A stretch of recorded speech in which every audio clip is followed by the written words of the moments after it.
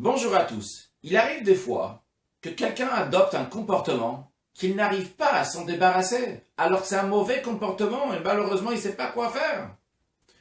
Aujourd'hui, nous allons voir une solution à travers les taureaux de la paracha de Mishpatim. La Torah nous dit qu'un taureau en général, il n'encorne pas, c'est pas sa nature. Du moment où il a fait quelque chose qui n'est pas sa nature, il a encorné, eh bien les propriétaires doivent payer la moitié des dégâts. Ce taureau est appelé un taureau qui est tam, un taureau qui est pacifique. Si le taureau a encorné une deuxième fois, une troisième fois, et que les 3 fois, il y avait 2 témoins qui ont témoigné devant le propriétaire au tribunal que son taureau a encorné, le taureau devient un taureau qui est mouad, un taureau qui est encorneur, et dorénavant, quand il va encorner la 4e fois, il devra payer 100% des dégâts qu'il a fait. Quelle est la solution pour qu'il ne soit plus encorneur? Il y a 2 solutions.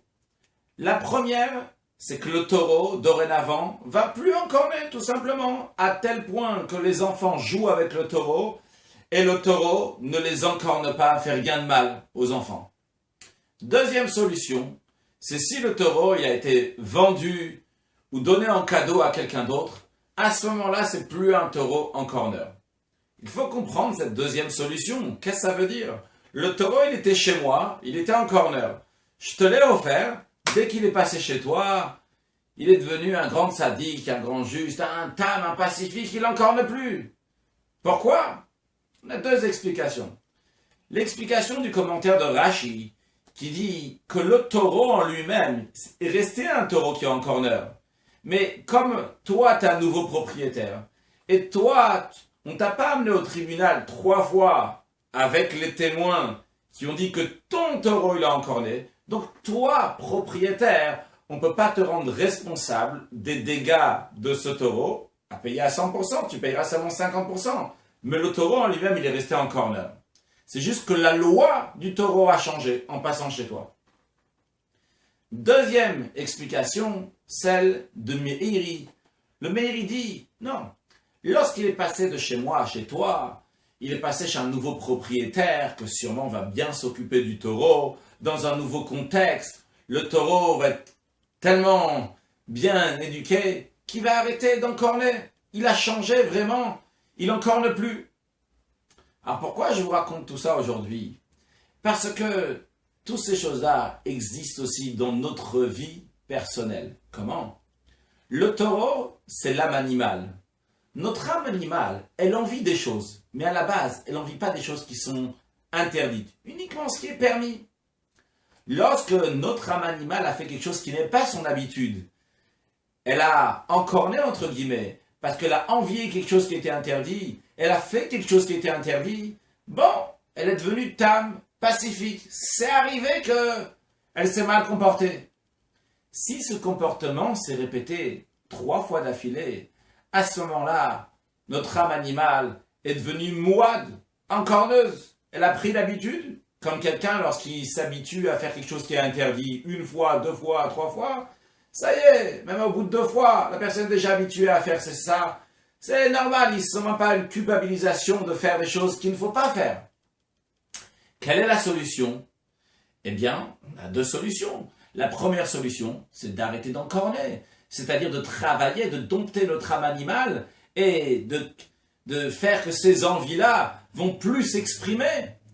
C'est très très dur. C'est-à-dire que je me trouve dans la même situation, c'est la même femme, je suis encore jeune, dans le même contexte, et quand même je ne faute pas. C'est pas évident, c'est très très dur. Mais ça c'est la première solution, arrête d'encorner. Mais comme c'est très difficile, alors on te dit, sache qu'il y a une deuxième solution qui est plus facile, qui peut aussi t'aider.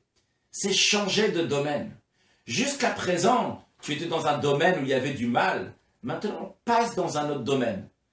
Qu'est-ce que ça veut dire passer dans un autre domaine? Aller dans un domaine où il y a de la Kedusha, de la sainteté. Va à un cours de Torah. Décide de donner toi-même un cours de Torah. Décide d'aider quelqu'un. De prendre un projet pour aider à avancer le judaïsme. Quelque chose qui va te prendre, en effet, même te prendre la tête. Et que ta tête elle va tellement être occupée avec des bonnes choses. Tu n'auras pas le temps pour encorner, tu n'auras pas le temps pour des mauvaises pensées. Ça ne veut pas dire que tu es devenu quelqu'un qui est bien. Le mal existe encore ici. Mais tu es occupé ailleurs. Tu es dans un autre domaine. À beaucoup de gens qui ont demandé au rabbi quoi faire pour des mauvaises pensées, le rabbi leur a toujours dit, ne te bats pas avec la mauvaise pensée. Ce qu'il faut faire, c'est que tu mets tes pensées ailleurs. Ce qu'on est en train de dire, dans un autre domaine. Et à ce moment-là, on ne va plus entendre parler des mauvaises pensées. Ça, c'est la première solution. Comme Rashi nous le dit, tu es resté un corner, mais tu es dans un autre domaine. Après, on a une deuxième solution, une solution qui va encore plus loin, qui est de changer carrément. Le fait que tu rentres dans un domaine qui est sain et qui est bon, eh bien, ça t'aide à changer toi-même, que ton âme animale elle-même va devenir aussi motivée à faire des bonnes choses. En effet, c'est une étape qui est plus loin, ça demande des efforts, mais c'est donné à tout le monde. Je conclurai avec une anecdote. Une fois, une fille qui cherchait à se marier, qui était extrêmement égoïste, était partie voir plein de psychologues avec des gros dossiers. On lui a proposé d'aller voir le rabbi pour son conseil, et le rabbi a jeté un coup d'œil sur le dossier, et lui a dit, demain, lorsque tu vas repartir à l'endroit où tu fais tes études, lorsque tout le monde s'assoit pour manger, il manque toujours quelque chose à manger pour quelqu'un, ou il a oublié une fourchette ou quelque chose. Demande si quelqu'un a besoin de quelque chose. Demande si tu peux servir. Elle a dit, mais c'est impossible pour moi. Le rabbi lui a dit, passe à l'action. Et en effet, c'est ce qu'elle a fait. Évidemment, elle a réussi. Donc, dans des mots simples, lorsqu'on a des mauvais comportements, des addictions, il faut se forcer de passer à l'action, aller ailleurs, ne pas commencer à discuter théoriquement, psychologiquement, qu'est-ce qui se passe. Par l'action, en faisant une action, en rentrant dans un nouveau domaine, à la place qu'on était en corner, maintenant on va devenir pacifique, on va devenir même très très bien et on va amener Mashiach now. Une excellente journée.